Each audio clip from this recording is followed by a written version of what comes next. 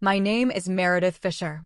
At 33, I had designed data systems that processed 400 million transactions a day across 9 states. My brother called me the family failure. He said it at his own wedding, in front of 200 guests, standing next to the bride's multimillionaire father. My parents backed him up. My mother added her favorite line, the one she had been polishing for years. And the man Liam was trying so hard to impress went still and said 5 words that cracked the evening wide open. None of them saw what came after. I barely did either. 6 weeks before the wedding, on a Tuesday night in March, I was sitting in my Charlotte apartment eating leftover soup when my phone buzzed. A notification from the Fisher fam chat, the family group I had been quietly removed from 3 weeks earlier. They had added me back. Not to catch up. Not to apologize. My brother Liam's message read, "Are you coming or not? Don't make it weird." Below it, my mother had typed, "Meredith, please just confirm." Sienna's family is very particular about head counts. Sienna Calloway, Liam's fiancée, daughter of Gerald Calloway, the venture capital investor whose fund had backed 14 companies in the last 3 years, all of them in data infrastructure. I knew the name because everyone in my industry did. Calloway Ventures licensed infrastructure built on systems I had helped architect at Halcyon. I didn't think about that connection then. I was reading the next message from my father. Roger Fisher, a man who communicated almost exclusively through silence, had typed one line, "It would mean a lot, Mayor." That was the most my father had said to me in a text in 2 years. I put the phone down and picked up my soup. The broth had gone cold. Here is what you need to understand about the Fisher family. We had one success story, and it was not me. It was Liam. Liam, who dropped out of a business program to launch Viridia, a data intelligence startup that raised $11 million and landed on 3 companies to watch lists before his 30th birthday. And me? I built things nobody in my family could see. At Halcyon Systems, I was a senior data systems architect.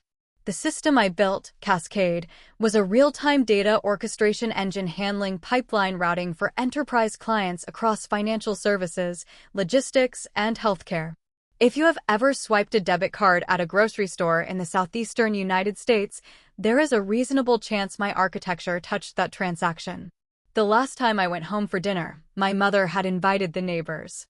When Mrs. Patterson asked what I did for work, my mother waved her hand like she was swatting a fly. "Oh, Meredith does computer things. Databases or something." She turned with a rehearsed smile. "We don't brag about her." She said it lightly. The way you would say you don't keep dessert in the house. A fact of life. A household policy. My father studied his pot roast. Liam leaned back in his leased Audi and grinned. The rest of dinner was about Viridia. My mother recited Liam's accomplishments the way a docent walks you through a museum. The angel round. The partnerships. The office space. She left out the part where my parents had pulled $140,000 from their retirement savings to fund his Series A shortfall. I knew because my father had mentioned it once in a phone call so quiet I thought the line had dropped. "We believe in him, Mayor. Your mother and I, we put in what we had. $140,000. 31 years of a middle school principal's pension and a dental hygienist's overtime, converted into equity in a company my brother ran and my mother narrated. I never argued. I never did. That was my problem. Not that I trusted them, but that I had stopped expecting anything from them a long time ago.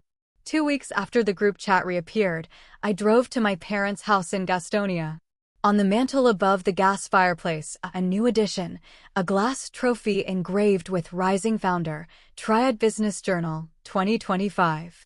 It sat between a framed photo of Liam shaking hands with an investor and a candle my mother had never lit. No photos of me. Not one. Liam was in the kitchen eating a sandwich my mother had made him. He was 30 years old and still ate sandwiches his mother cut diagonally. He looked up and said it like a punchline he had been saving. "Every family needs one success and one cautionary tale, right, Mayor?" My mother laughed. My father looked at his hands. I set the air filters on the counter. Before I left, Liam caught me at the door. His grin was gone.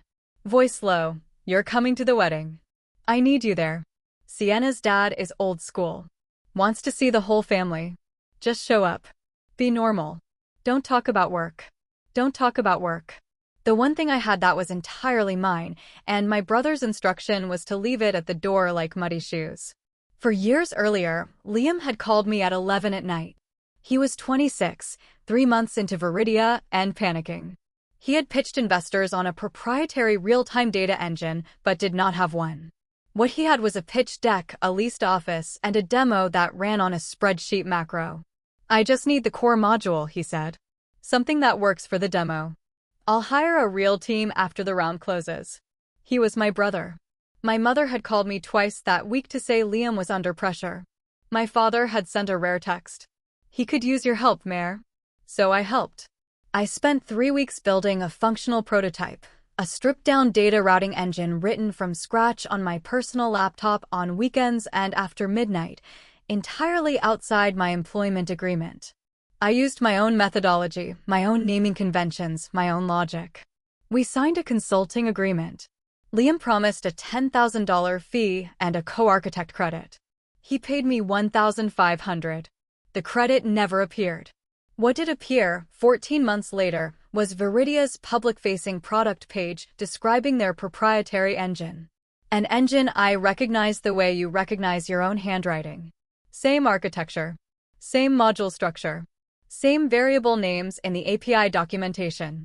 Liam had built Viridia on the bones I gave him, renamed the modules, changed the color scheme, and called it innovation. I said nothing.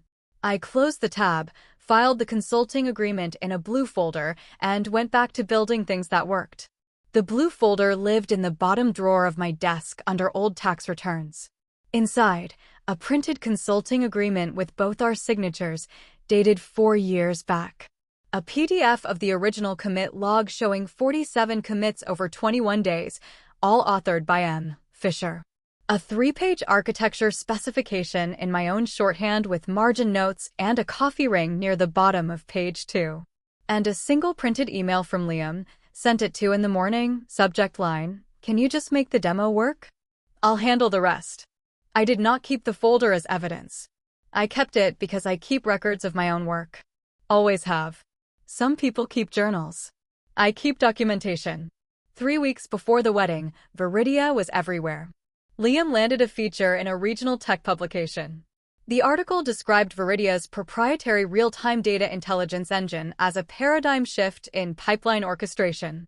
The technical description they quoted from Liam was almost word for word from the architecture spec I had written 4 years earlier. Not the spirit of it. The actual sentences. The article also mentioned that Viridia was in advanced discussions with Callaway Ventures for a significant Series A round. Gerald Callaway's fund.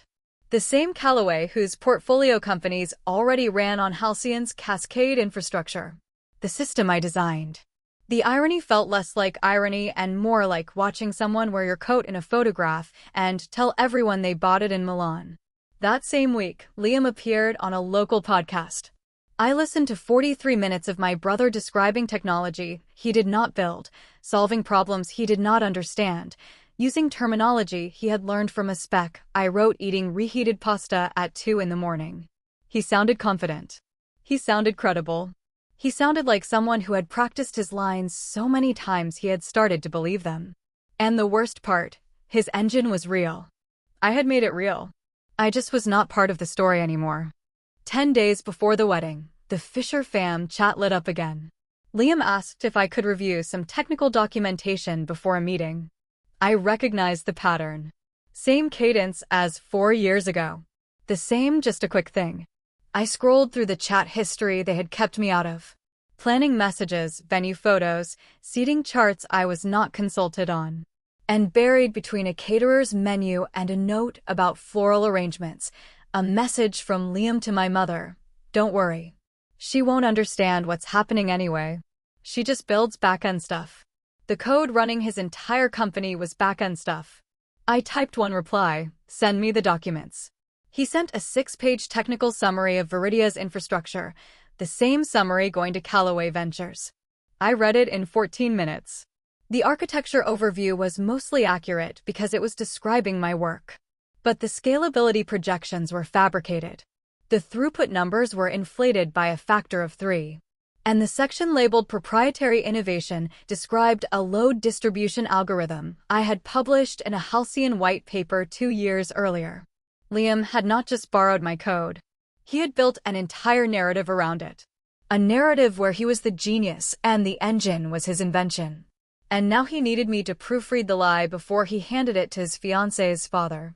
I closed the document. I did not reply. The connection I should have made earlier arrived on a Monday morning at Halcyon. Our VP of Client Relations mentioned that Callaway Ventures had recently renewed their enterprise license for Cascade. Gerald Callaway apparently reviewed the architecture documentation himself when they first signed. He told our sales team it was some of the cleanest system design he had seen in 20 years. She looked at me. "That was your work, Meredith." I took a sip of coffee. Said nothing. But a small cold wire connected 2 points in my head I had been keeping separate. Gerald Callaway knew Cascade.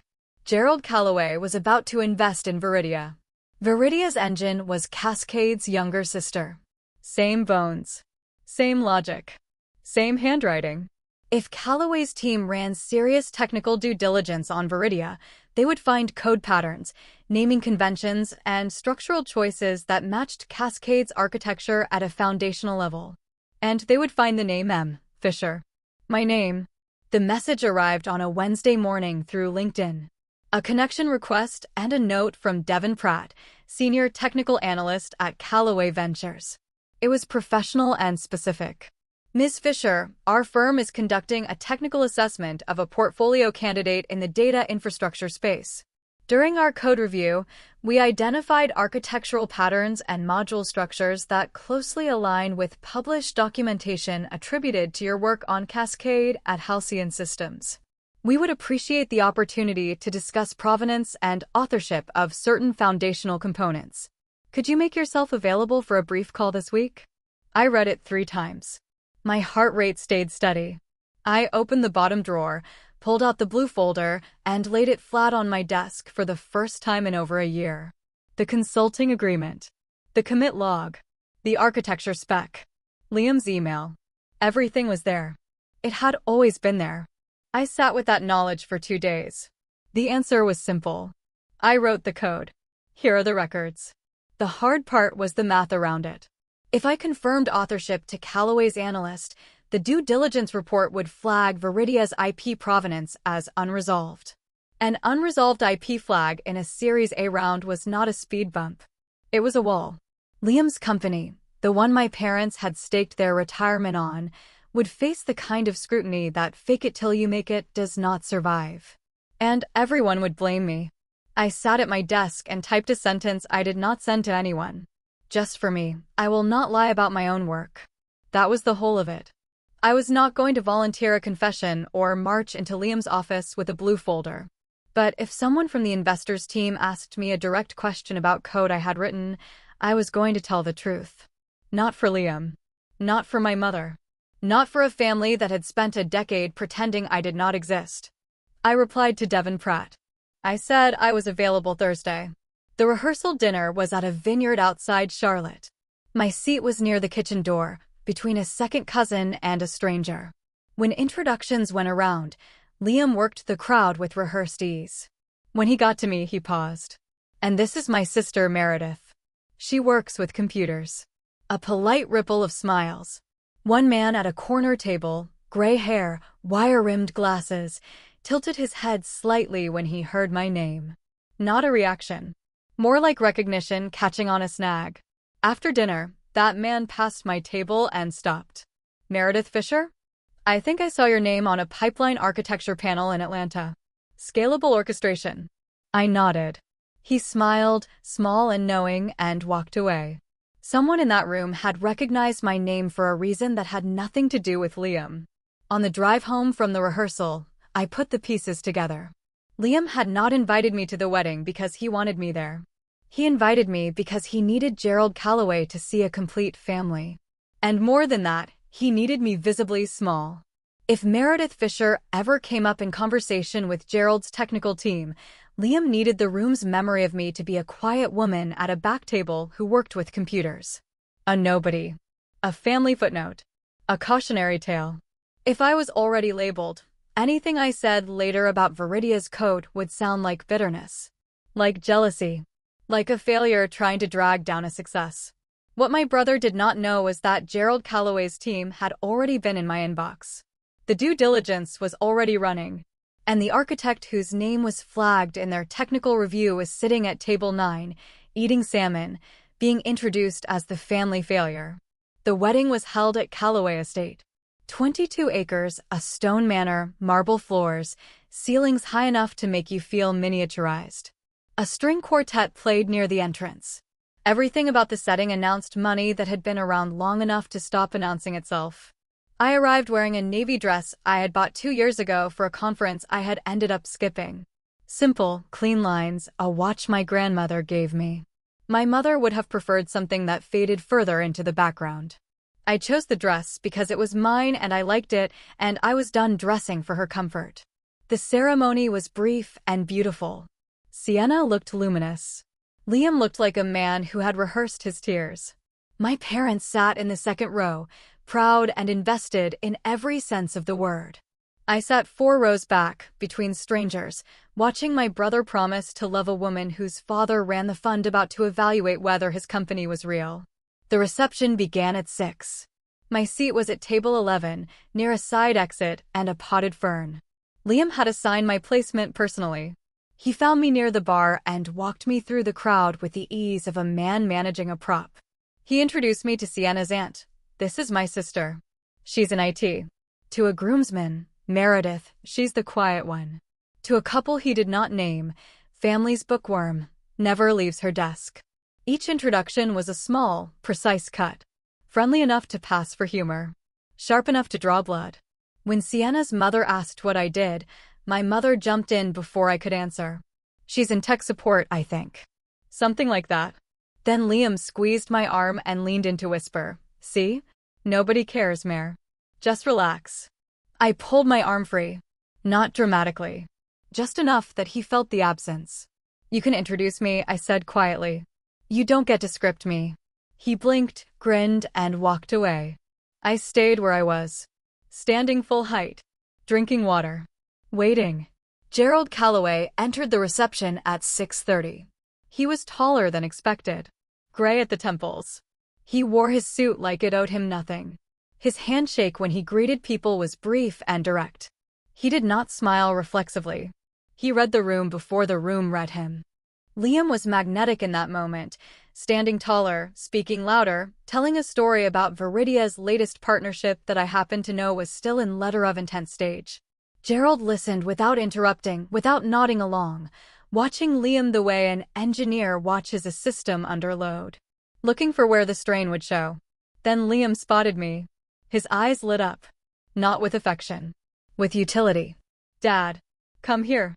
You haven't met my sister yet." He said it to Gerald, but aimed it at me. He reached out and pulled me toward the circle the way you would pull a suitcase off a carousel. Functional. Graceless. Purposeful. Gerald turned. My mother straightened. My father set down his champagne glass. And Liam, grinning so wide his molars caught the overhead light, positioned me in front of the man whose fund was about to make or break his entire company and said it clearly enough for the surrounding tables to hear. "This is our family failure." He laughed. The kind of laugh designed to give other people permission to laugh too. A few guests obliged. My mother, seated 3 feet away, added her signature line. The one tested at dinner tables, church functions, and neighborhood barbecues until it had the smooth delivery of a campaign slogan. She said it to Patricia Calloway with a polished smile. "We don't brag about her." My father looked at his plate. Liam squeezed my shoulder. I stood still. I did not flinch. I did not smile. I did not perform the role I had been assigned. I stood with my back straight, my hands at my sides, my face absolutely neutral. 33 years of being the punchline, and I was finished laughing on cue. Gerald Calloway had not spoken through any of it. He had watched Liam deliver the line. Watched my mother at hers. And now he turned, slowly, the way someone turns when they are recalibrating everything they thought they knew about the room, and looked directly at me. Not at Liam. Not at my parents. At me. His brow drew together. His lips pressed thin. He went completely still. The string quartet had paused between movements, and when he spoke, his voice carried further than he probably intended. So, it's you. This is unexpected. 2 sentences. That was all it took to tilt the room. Liam's grin froze. My mother set down her champagne glass. Patricia Calloway looked at her husband with an expression that said she had seen this particular stillness before and knew what it preceded. I'm sorry, Liam said, still smiling, but the smile had detached from the rest of his face. Gerald did not look at Liam. He was looking at me. Ms. Fisher. Cascade. Halcyon Systems. Yes. Your architecture runs in 11 of my portfolio companies. 12, I said. MedSync migrated to Cascade in January. Gerald's jaw tightened. Not with anger. With the expression of a man who has just realized the math he has been running has a variable he missed. Devon's report flagged the provenance issue last week, he said, almost to himself. I assumed the M. Fisher in the authorship records was a former contractor. He looked at Liam. Then back at me. You're his sister. Yes. And you built the foundational modules that Viridia's engine is based on. I did not hesitate. I wrote the original architecture. The consulting agreement is dated 4 years ago. The commit history is mine. The room had gotten very quiet. Not silent. There was still the clink of glasses somewhere, the murmur of guests who had not noticed. But the circle around us had become its own atmosphere. Liam stepped between me and Gerald, his body language shifting from charming host to cornered animal. Okay, hold on. She helped with an early prototype. That's it. Everything Viridia is today, the engine, the product, the platform, that's my team. My vision. She wrote a few lines of code 4 years ago. He looked at Gerald with a version of the grin that had stopped working. Family members always think they contributed more than they did. Gerald tilted his head. The module architecture in your engine matches Cascade's published design patterns at a structural level. Devon's report identified naming conventions, dependency trees, and routing logic that are functionally identical. He paused. Can you explain the load distribution algorithm in your core pipeline? Liam blinked. The technical team handles the specifics. I'm the CEO. I focus on strategy and the algorithm, Gerald said, not unkind, just precise. It's a weighted round robin with adaptive latency thresholds. Your documentation says it's proprietary. Can you describe how it works? Liam opened his mouth, closed it, opened it again. He looked at me, not with hatred, not yet, but with the panicked recognition of a man who has run out of runway and can see the trees. My mother stood up from her chair. Gerald, this is a wedding. This isn't the time. Diane. My father's voice was quiet. It was the first word he had spoken in 20 minutes. She stopped. Gerald looked at me. Ms. Fisher. Is the core engine of Viridia your original work? Yes. I said it the way I would answer a technical question in a code review. Clearly. Specifically. Without emotion.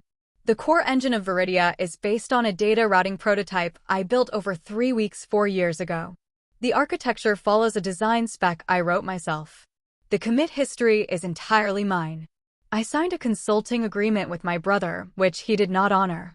No payment in full, no co-architect credit. The codebase was never formally assigned to Viridia. I built it on my own time, on my own equipment, outside the scope of my Halcyon employment agreement, and the IP was never transferred. I was not performing. Not dramatic. Not tearful or triumphant or shaking with vindication. I was answering a direct question with documented facts. That was the only weapon I had ever needed. Liam's face went red. You're doing this here? At my wedding. You asked me to come. I came. You introduced me to your investor. He asked me a question. I answered it. You planned this. I didn't plan anything. I don't lie about my own work. Not for anyone. Liam turned to Gerald. She's bitter. This is a family issue. Whatever she thinks she. The IP was never assigned, Gerald said, cutting him off with the gentle finality of a man who had spent 30 years reading contracts.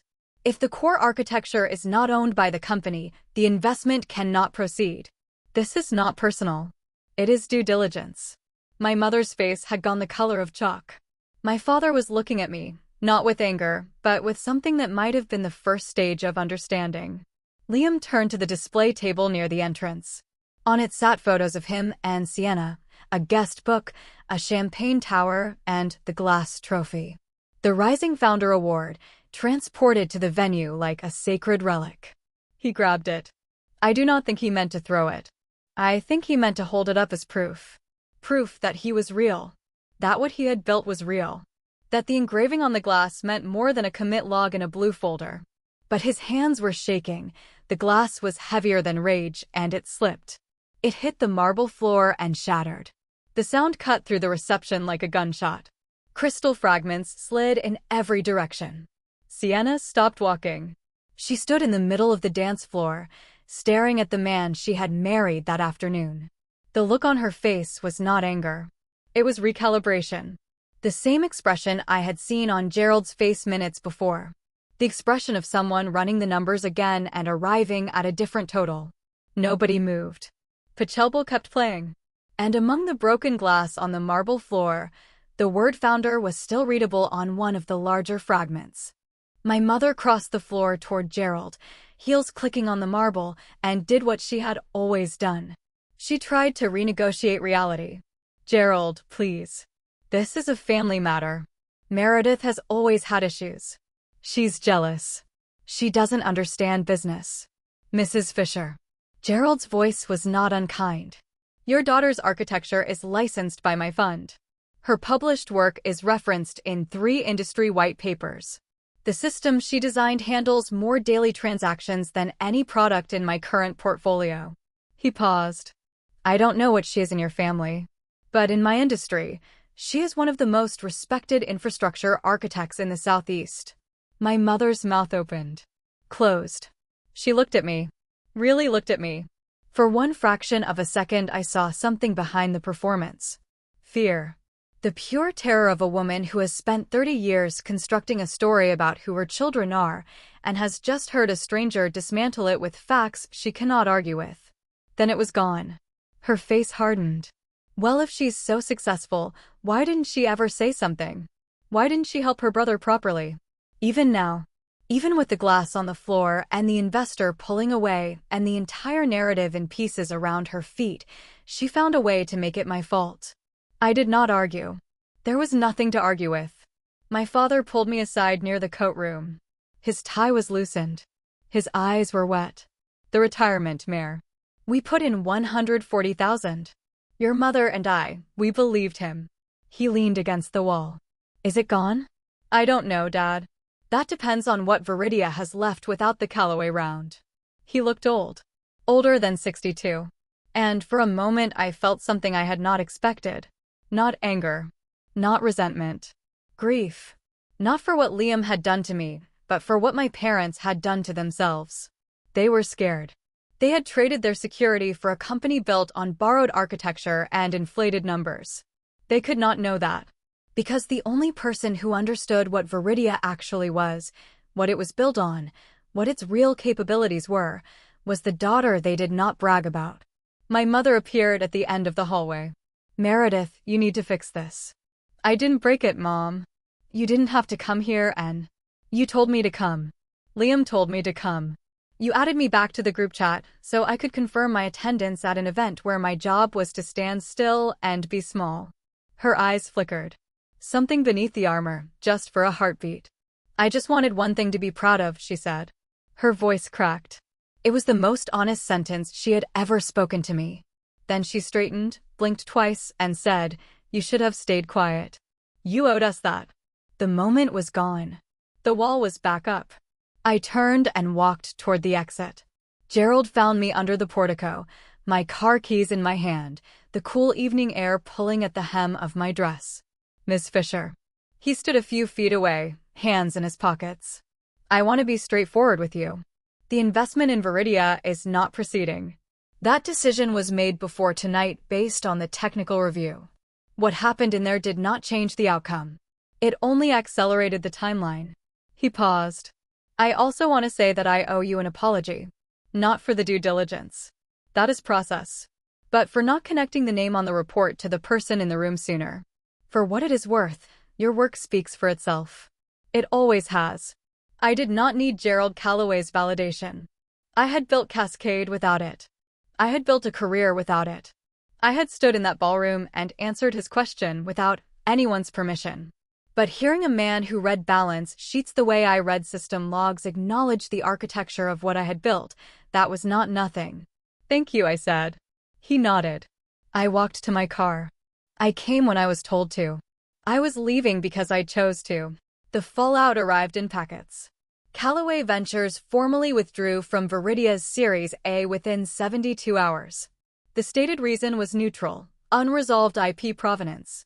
But in the industry, neutral language is its own kind of verdict. 2 other investors who had been circling pulled back within a week. The regional publication that had profiled Liam as the quiet disruptor ran a follow-up that was significantly less flattering. Viridia did not collapse overnight. These things rarely do. But the scaffolding was gone, and what remained was a company without clean ownership of its core technology and without the narrative holding it together. The wedding was postponed. Sienna moved back to her parents' estate. In the Fisher fam chat, the one I had been removed from, added back to, and never once genuinely included in, my parents sent me a message for the first time that had nothing to do with Liam. My father wrote, "Are you doing all right, Mare?" My mother wrote nothing for 3 days. Then, "You could have told us." I replied once, "I am open to talking when the conversation starts with respect. Not before." Nobody responded. That was fine. I was not waiting for an answer. I was setting a boundary. The kind I should have set a decade earlier. The kind you can only set once you have stopped believing you deserve the silence people have been giving you. I went back to Halcyon the following Monday. Cascade was still running. 400 million transactions a day. 9 states. 0 fanfare. Nora brought me a coffee and sat next to me and said, "You look like someone who finally exhaled." I laughed. It was the first time in a week. The summit invitation was still in my inbox. The panel on scalable orchestration architecture in Atlanta. I accepted it that afternoon. Not because Gerald Calloway's words had given me permission. Not because Liam's collapse had made me brave. Because I had spent 10 years building systems that held the weight of industries, and I had done it while my family called me a failure to my face. And I was finished letting their vocabulary define mine. The failure was never me. The failure was a family that measured worth by volume. By who talked the loudest. Who raised the most money. Who could fill a room with the sound of their own mythology. I had filled rooms with infrastructure. With reliability. With the kind of quiet, invisible work that people only notice when it breaks. And mine never broke.